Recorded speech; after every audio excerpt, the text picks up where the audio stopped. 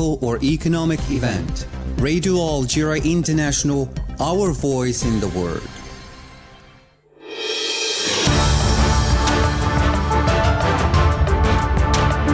This is the English service of Radio Algeria International.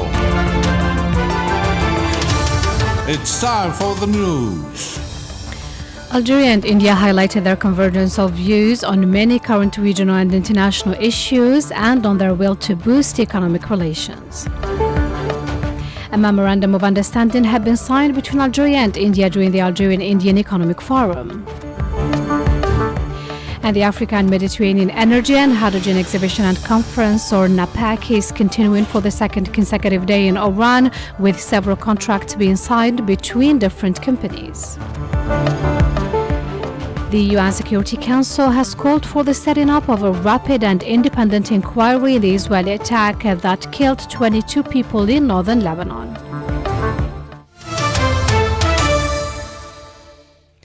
And those were the major developments. Now, the full news edition. I'm Asya Bakar. Good afternoon. The President of the Republic, Mr. Abdelmajid Tebboune, has highlighted the convergence of views existing between Algeria and India on current regional and international issues of common concern. Speaking at a joint press briefing with his Indian counterpart, Mr. Draupadi Murmu, President Tebboune welcomed once again the President of the friendly state of India. He sees the opportunity to stress that it is the first time that Algeria welcomes a President of the Republic of India after having welcomed its prime ministers before. President Tebboune said he had discussed with his Indian counterpart bilateral cooperation and the prospects for their development, as well as current regional and international issues. سعدني أن أرحب من جديد بفخامة الرئيسة دروبادي مورمو رئيسة دولة الهند الصديقة. أرحب بها في زيارتها إلى الجزائر، ولأول مرة تستقبل الجزائر رئيسا للهند. سبق وأن استقبلنا الوزراء الأولين. اغتنمنا الفرصة هذه تواجد فخامة الرئيسة دروبادي مورمو. أجرينا مباحثات مكثفة تناولنا خلالها التعاون الثنائي وآفاق تطويره من جهة، وتطرقنا من جهة أخرى إلى قضايا إقليمية ودولية راهنة. And regarding bilateral relations, the President said he agreed with President Draupadi Murmu to boost economic cooperation and encourage investment and trade, and to prepare as soon as possible for the holding of the sessions of the Joint Cooperation Commission and the political consultation mechanism to strengthen relations and deepen bilateral partnership. فيما يخص التعاون الثنائي، اتفقنا على ترقية على المستوى الاقتصادي وتشجيع الاستثمار والتبادل التجاري، وفي هذا السياق سيتم في أقرب وقت البدء في التحضير إلى عقد الدورة المقبلة لكل من اللجنة المشتركة للتعاون وآلية تشاور سياسي بما يخدم جهود دعم العلاقات وتعميق الشراكة الثنائية، طبعا لا سيما من خلال لقاء رجال الأعمال من البلدين وتعزيز أطر التعاون بإثراء الإطار القانوني والتنسيق والتشاور.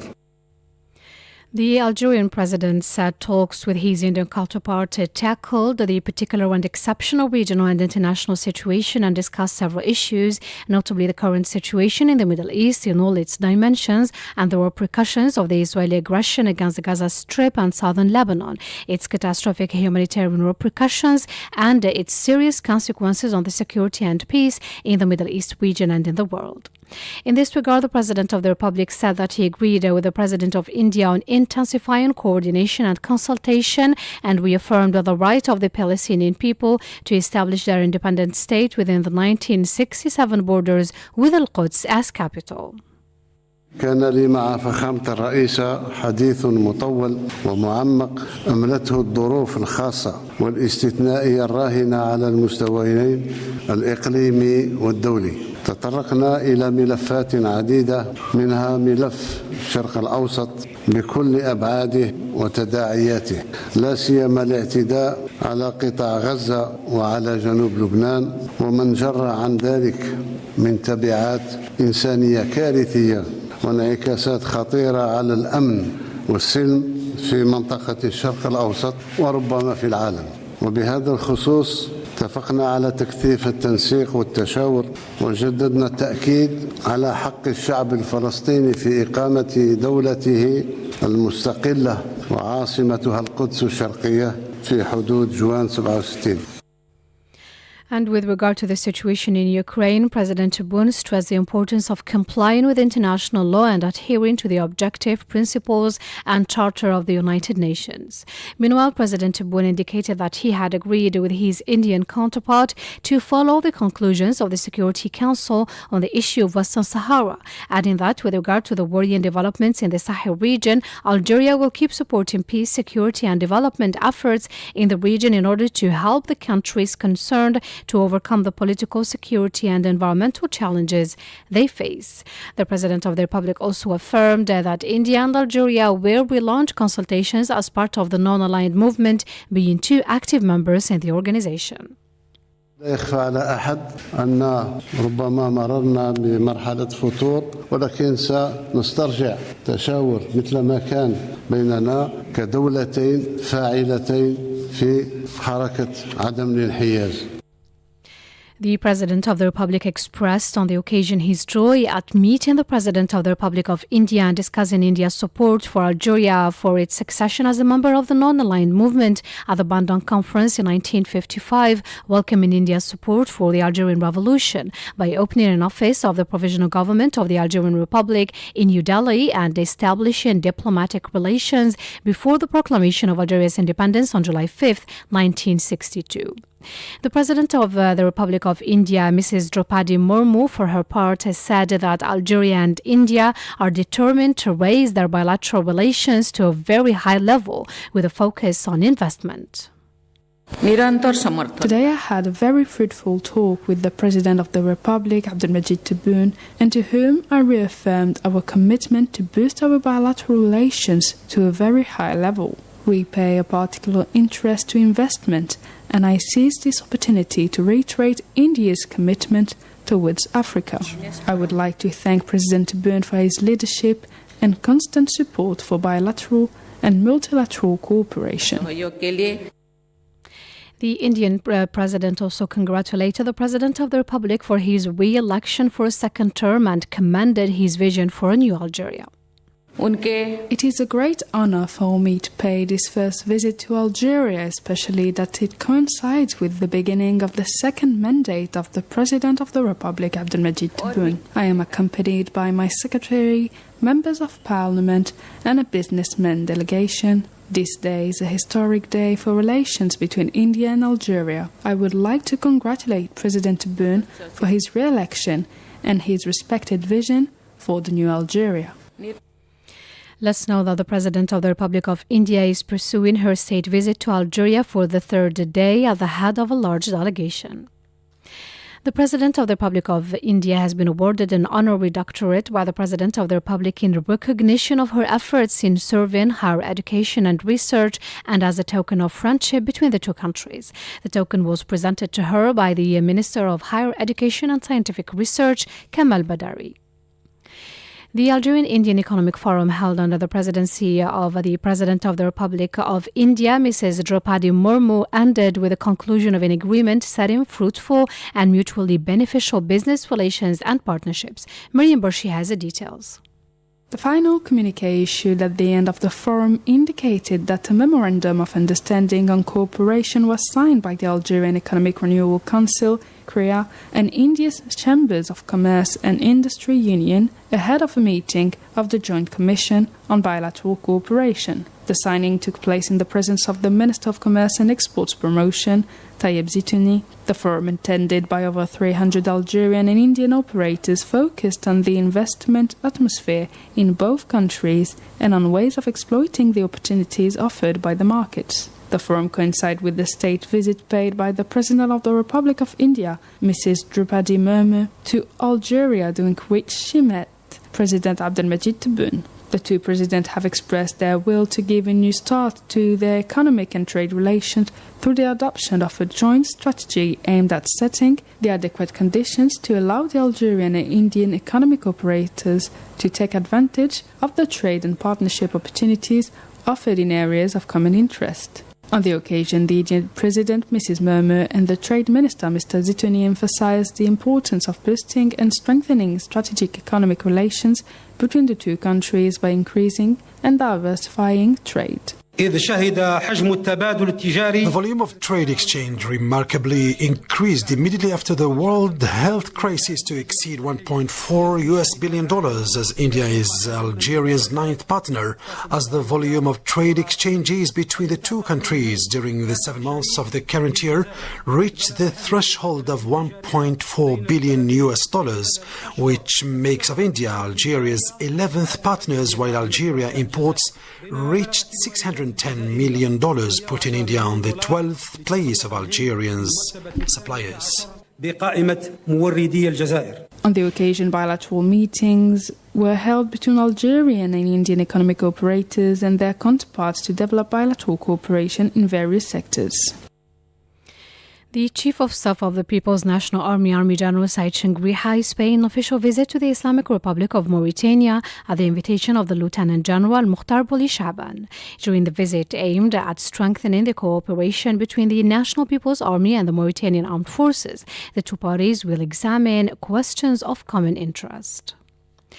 The Speaker of the National People's Assembly, Ibrahim Boughali, has said in Geneva that the choice of the theme harnessing the benefits of science and technology for a more peaceful and sustainable future was of great importance regarding the international juncture marked by the change in the fields of science and technology and the ensuing challenges.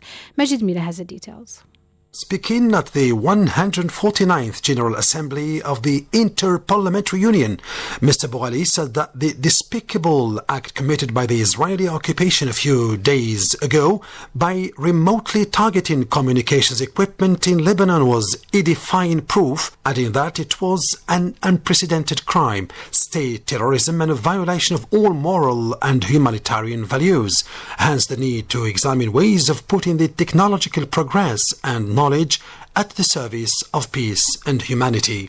He emphasized that Algeria, under the leadership of the President of the Republic, Mr. Abdelmajid Tebboune, realized very early the importance of scientific and technological progress as an indispensable tool of achieving sustainable development and strengthening economic capacities, to which it has devoted all the necessary attention to developing a national strategy for the mastery and secure the use of AI in various fields, including education, health, industry, agriculture, and services. The Speaker of the National People's Assembly, Ibrahim Boughali, met his Turkish counterpart outside the 149th Assembly of the Inter-Parliamentary Union, now taking place in Geneva, Switzerland. During the meeting, the two parties discussed ways of promoting bilateral relations, notably at parliamentary level, considering the common historical legacy, partnership and cooperation existing between the two countries, notably in the economic, political and cultural sectors. And the Vice President of the National People's Assembly, Mr. Monder Bouda, and the Chairman of the Geopolitical Group for Africa attended in Geneva a meeting of the high-level consultative group on the fight against terrorism and violent extremism. On the occasion, he expounded Algeria's approach of the fight against terrorism and violent extremism, stressing that Algeria has made of peace and security in Africa one of the main priorities and has placed African interests on the top of its political objectives through solidarity and cooperation agreements. You still listen to Radio Algeria International and to Oran Now. The Africa and Mediterranean Energy and Hydrogen Exhibition and Conference, or NAPEC, is continuing for the second consecutive day in the western city of Oran. A large number of energy experts took part in meetings to highlight Algeria's potential in the energy transition. The details with Jamal Salmani from the western city of Oran. The growing role of hydrogen as a key player in the energy transition was at the heart of discussions and international partnerships. A number of meetings and lectures brought together national and foreign energy experts and executives. Today, a lecture was held under the theme the role of natural gas and hydrogen in the global energy transition, while another one was held under the theme Innovative Low-Carbon Businesses. According to a participant, and due to its lower carbon footprint compared to other traditional sources, gas can play a supporting role in the energy transition. On the global view about decarbonization, as I've said, there's of course a gap in supply. So we do believe that we cannot get rid of oil and gas. Okay. So we will not be able to do so. And after that, this gap, this new project, like everyone was saying here, needs to come with a cleaner and needs to be with a lower intensity. And after that, all the solutions that have been mentioned here are very important. A lot of it is quite, I would say, sophisticated in terms of technology when it comes to artificial intelligence, when it comes to some sophisticated digital solutions. But there's one important idea that Giorgio has mentioned here. It's innovation is also innovation of the way of thinking. Today the impact remains large, with the methane in the atmosphere responsible for about 25% of the heat trapped by all greenhouse gases. Many big firms have changed their policies and invested in new technologies in order to reduce methane emissions. A participant highlighted this crucial point. Let's listen to her. We're also investing heavily in reducing methane emissions. And we know the impact of methane on the climate. We've reduced our methane emissions 64% since 2016 and are investing in both technologies around developing new facilities. So we're committed in the upstream where possible to develop new facilities without routine methane emissions, but also investing in detecting technologies, whether that's from how we use satellites, airplanes, all the way to new technologies and handheld devices, and we've trialed 14 of those in the past several years, because the sooner you can detect a challenge, the sooner that you can fix it. So find it and fix it will overall reduce methane emissions, and it's an important part of the whole equation. So that's how we're thinking about it, right? You have to grow oil and gas. We really want to grow that part of our company. We also have to invest alongside in reducing the emissions of the legacy assets and then developing all the new assets with the lower footprint. Algeria, rich in natural resources and with considerable energy potential, is positioning itself as a key player in the development and export of green hydrogen. The country is attracting more and more international partners keen to join in its ambitious projects aimed at accelerating the global energy transition. From the western city of Oran, Jamal Salmani, to Radio Algeria International.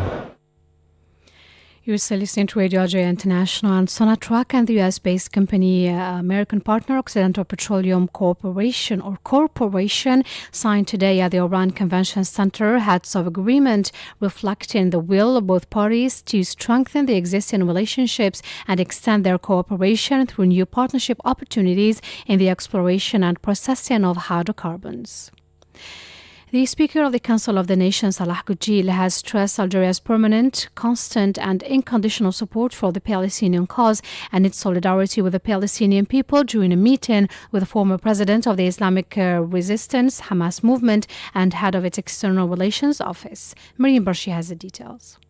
The Speaker of the Council of the Nation, Mr. Salah Goujil, stressed that the Algerian diplomacy under the leadership and supervision of the President of the Republic, Mr. Abdelmajid Tebboune, places the Palestinian cause on the top of its priorities by considering it a national issue in accordance with its eternal principle of with Palestine, whether it is right or wrong, mobilizing all efforts to stop the genocide perpetrated by the Israeli occupation in Palestine, notably since its election as a non-permanent member of the United Nations Security Council. The Palestinian official, for his part, expressed the gratitude of the Palestinian people and leaders for Algeria's strong support for the Palestinian people's struggle against the Israeli occupation and for its ongoing efforts to put an end to the bloodshed, extermination, displacement, famine, and attempts to subdue the Palestinian resistance, stressing that Algeria is a country faithful to its principles and positions.